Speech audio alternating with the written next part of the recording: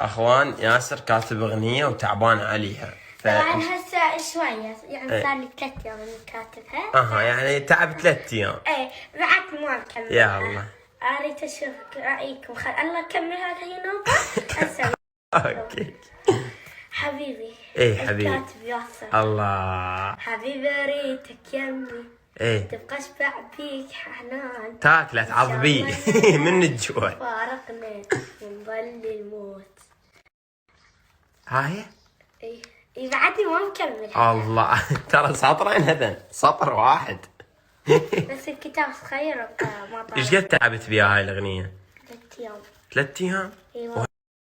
ايش قد مشتاق لي يعني كانوا طبعا ضايجين والله مستحيل. وانت شو تسوي بالبيت؟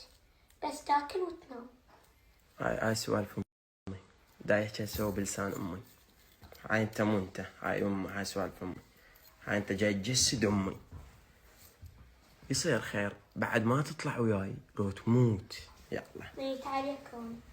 لا ميت علي. لا ما ميت. ميت علي. لو ما انا ما حد رفاي خدودك ايه اريد اعايرك.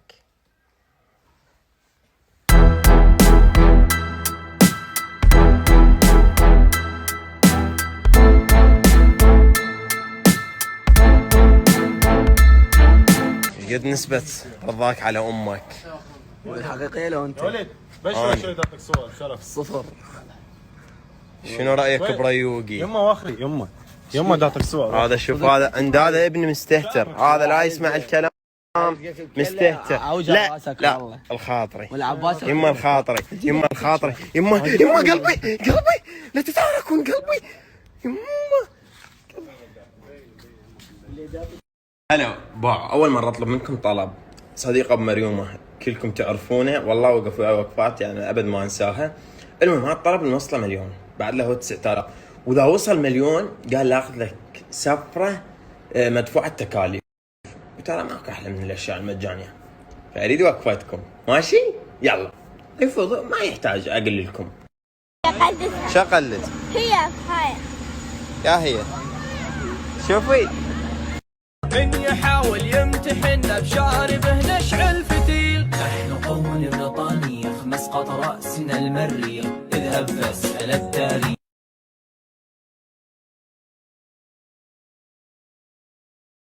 هذا تحدي راح تطلع كلمة وانت لازم تعرف معناها. كلاوتشي يعني ايتي